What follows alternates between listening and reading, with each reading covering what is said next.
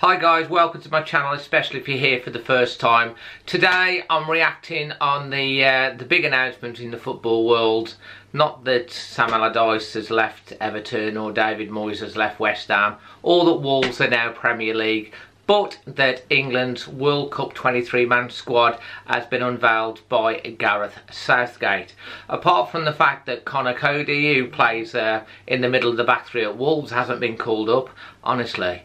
But next year, just maybe, when he's in the Premier League, Gareth has said he would actually potentially look at him, but he's not going to be ready for this one. There are inclusions in the squad that you would expect. There are inclusions in the squad that you may not expect. And there are some exclusions from the squad that may surprise. So just going to react to some of their stuff. There's been some really interesting tweets that's gone out as well from some of the players, and let's go through it. So the main thing is that Trent Alexander-Arnold is named in the squad. Now he's an uncapped player. He's a 19-year-old defender and he plays for Liverpool. He's been basically, it's his first cap, but he's been in very good form for Liverpool. He's played in a lot of their, I believe, in a lot of their Champions League games, but obviously being his first cap straight into the World Cup squad may be a surprise. But Gareth Southgate does say he picks on form. He's been in form, so fair enough. Also, defender Gary Cahill has been recalled, and there's places on the plane to Russia for Chelsea teammate Ruben Loftus-Cheek and the Burnley goalkeeper Nick Pope. Obviously, if you'd have said 6 months ago, a year ago, 3 months ago, Joe Hart would have been in that squad. In fact, he's been in every single squad up until this point. And not so long ago he's England's #1. He's not even England's #3 anymore. He's dropped out completely. Liverpool midfielder Adam Lallana is one of 5 players who's on standby for the tournament, along with Burnley keeper Tom Heaton. So Hart's not even #4. So Southgate has said this is a squad that he believes he can be excited about. It's a young group with some really important senior players, so he feels that the balance is right in terms of youth, enthusiasm, skill and experience, and character and positional balance. What do you think of the squad? Leave your comments in the thoughts below. And the full squad is on the list for you now.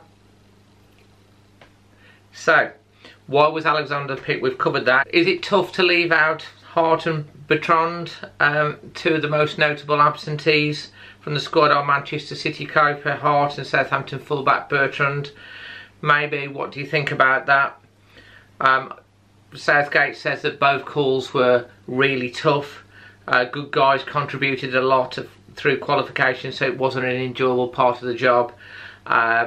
Sending, obviously, the bad news that they're not going to be included. He said with Joe they've got 3 other keepers of very good seasons, and the decision he was faced with is, do I keep Joe and have the experience around the group, or give these guys the chance? So he's obviously gone with the latter.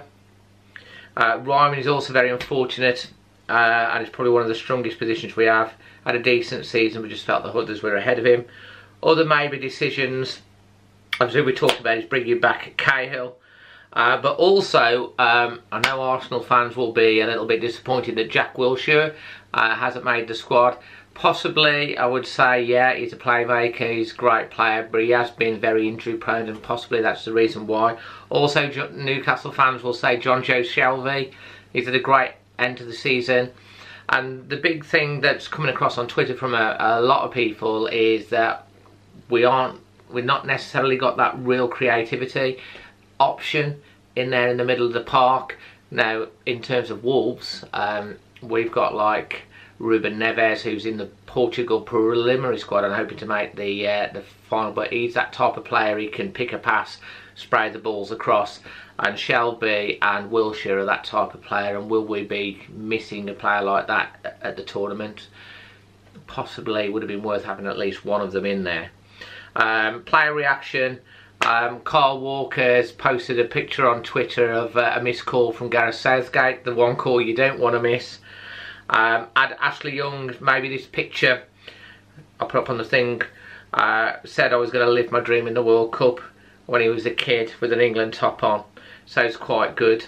And, you know, what are you thinking of your chances, England's chances in the World Cup? As I say, there's been quite a lot of mixed reaction on Twitter. Do you think this England squad is good enough to get at least to the quarter-finals, semi-finals? Do you think we could win? What do you think? Who should have been in the team and in the squad? Do you think there are any major mistakes? Well, leave your comments below. We'll be very much following the World Cup from my perspective and giving my opinions on England throughout the build-up and to the tournament. And, you know, I am an optimist.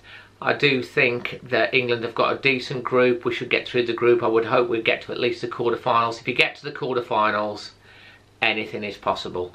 So, look, come on, England. We've got to get behind the boys. That's the squad. The next friendlies against Nigeria coming up shortly. And obviously we'll start to see a little bit more from there. If someone gets injured, there's also options for people to come in from the reserve. But the 23-man squad is out. England are on the way to the World Cup. We're less than a month away. Let's hopefully we have a good tournament. And please, if you're brand new to my channel, smash a like on the video, hit the subscribe button and hit the bell so you get notified. Come on, England.